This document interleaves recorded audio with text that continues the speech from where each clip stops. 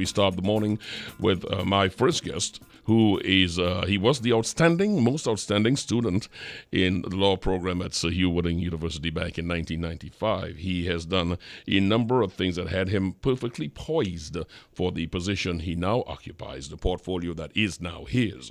He was a senator. Senator, the Honorable Clarence Rambharat, is our guest this morning. Sir, I thank you very much for joining us. Thank you very much. Good morning, Trinidad. It is good to have you here. We also should have our listeners know that you hold an MBA in entrepreneurship and innovation and postgraduate training in occupational safety and health. You've also worked in with various multinationals in oil, gas, and finance. But the funny thing about this, or rather the interesting thing about this, is one of the reasons we ask you here this morning. The farmers have been marching. We are hearing a lot of talk as to what's going on with Caroni. We're hearing about the Caroni, the ex-workers. We're hearing a lot about the farmers. We're hearing about money promised them. We're hearing about the EU.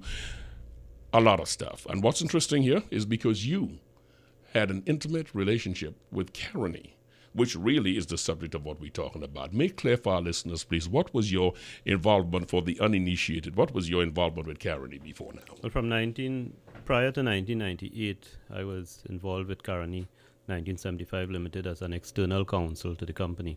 1998, I joined the company, and in 2002, when the government at the time decided to pursue the restructuring of the sugar industry, I was involved and ended my career in Caroni as the chief executive officer. And thereafter, I had some involvement with the current issues facing the former cane farmers.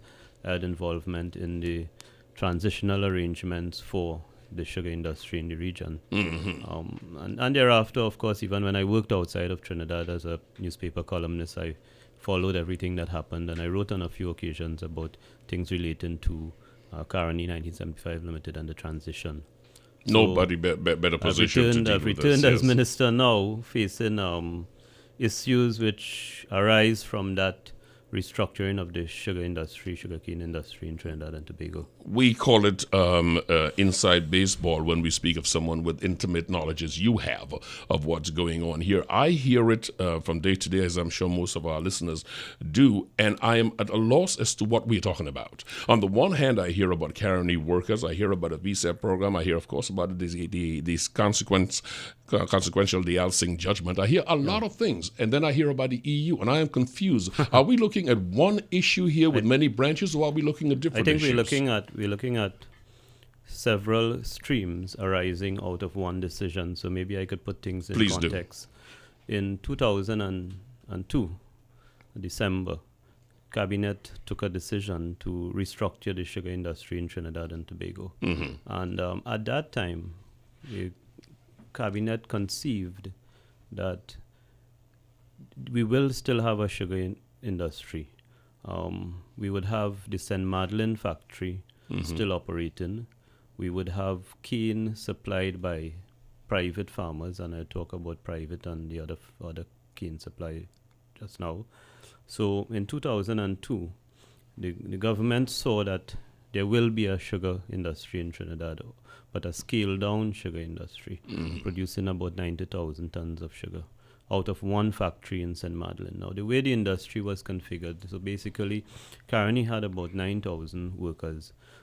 Just about 1,100 of those were senior and junior staff, and the bulk of it was daily paid workers.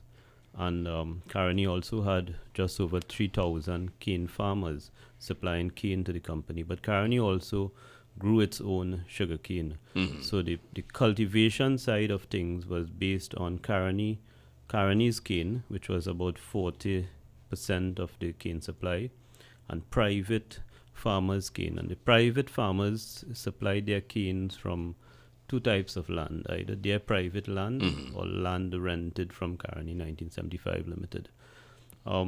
In 2003, early 2003, when we started work on implementation of Cabinet's decision, the daily paid workers took the matter to the industrial court. And the senior and junior staff who were not part of the proposed VSEP offer also made representations to the government and were also included in the VSEP. Arising out of the daily paid workers through their union, the All Trinidad Sugar and General Workers Trade Union, going to the industrial court, the parties arrived at an agreement. And that is why when on the political platform in particular, when people talk about, Clarence closed down the sugar industry and PNM did this or did that, this is an agreement reached between the parties at the industrial court. So the VSEP and everything that flowed from that is an agreement, a court agreement. And thereafter, from February to July 2003, we moved to implement the VSEP. Now, the main elements of the VSEP would be the severance payment to the workers, and we're talking about daily paid workers, junior and senior staff, estate police represented. So it's about six unions involved in that.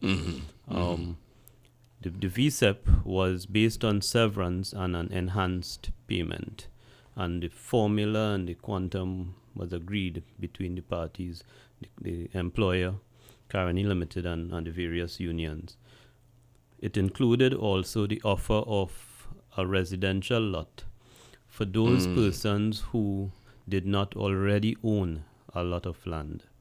It included the offer of 2 acres of land for any worker who was interested in the land, both at market value, both the residential lot and the 2 acre were at market value. It included the opportunity for retraining, and whatever program the former employee was interested in doing, the government put up the funds to pay for it.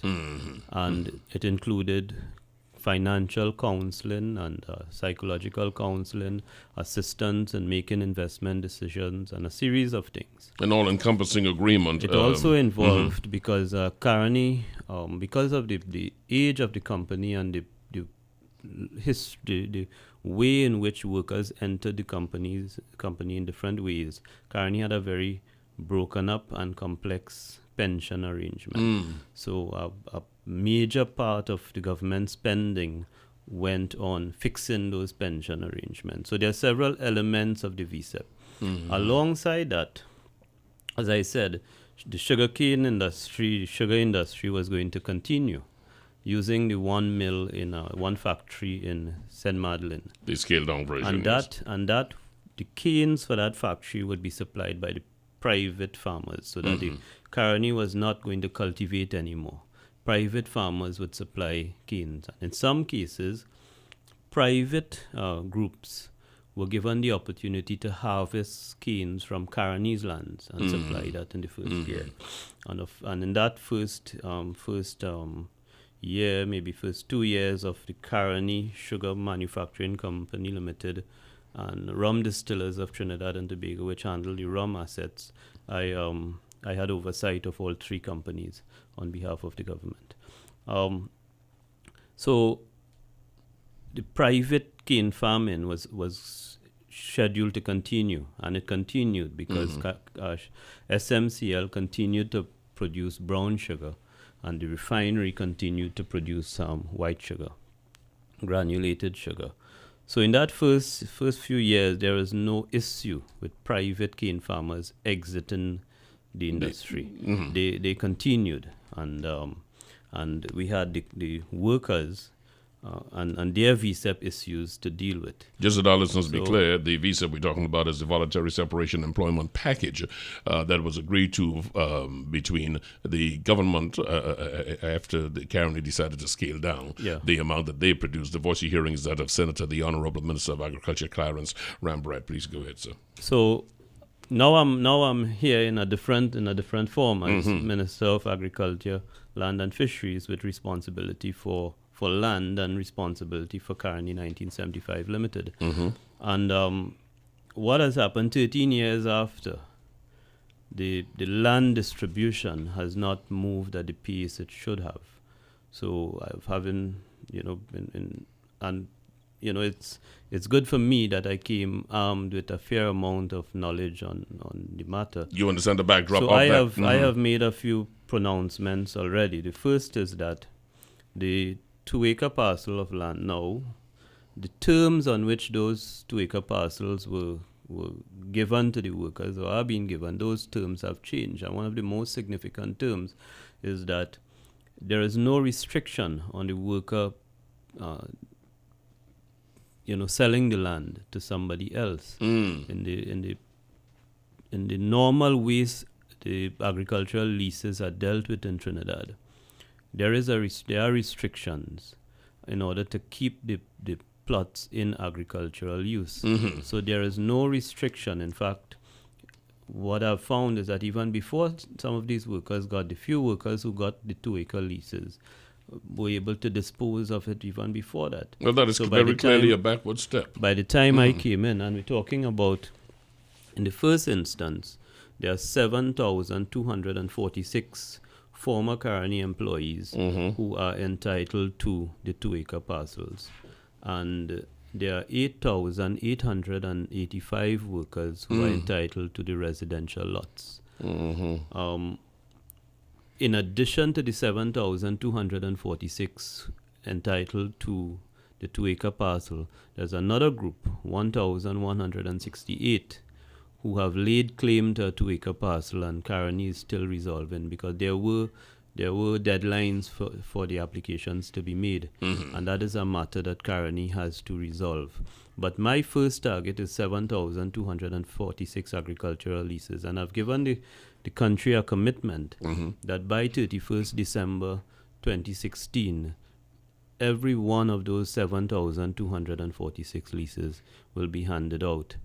I've even said, as a former worker, I am entitled to a 2-acre lease, and I've said to the country very clearly, I am going to be number 7246 on the list. After everybody's taken care of. I'm not going to give myself a lease before giving all of those who are entitled in the first instance. Mr. Minister, you've made the case very clear for our listeners to understand this aspect, the VSEP aspect, the farmers and the workers were involved there. Explain to us, as we lay the backdrop, because I want us to just run into where we are now. But before we do that, this question of the EU payment. Okay, the EU payment, as part of when we exited sugar, we exited sugar based on a series of factors. One was that Caroni had become possibly the world's most inefficient sugar producers. Our cost per ton of sugar, the production cost, was way out of line, and it had to do with, of course, the economies of scale, our inability to grow the industry, the age of the two factories, the fact that we had unionized labor across the operations, and that meant that our operations were essentially a Monday to Friday operation. So that was one context, the rising cost of production. And the more important context was the case, the WTO case, which was brought involving the preferential treatment of sugar. Now, sugar had attracted preferential treatment since the 1950s. And the protests lodged with the WTO was this issue of preferential treatment, and of course all the subsidies and all of the inputs. This is the World Trade Organization that we're speaking of. So the government took the decision at that time that it was in the best interest to move out of cane cultivation and local sugar production. At the same time, the Europe contemplated what it would do with the ACP countries who would lose this preferential market.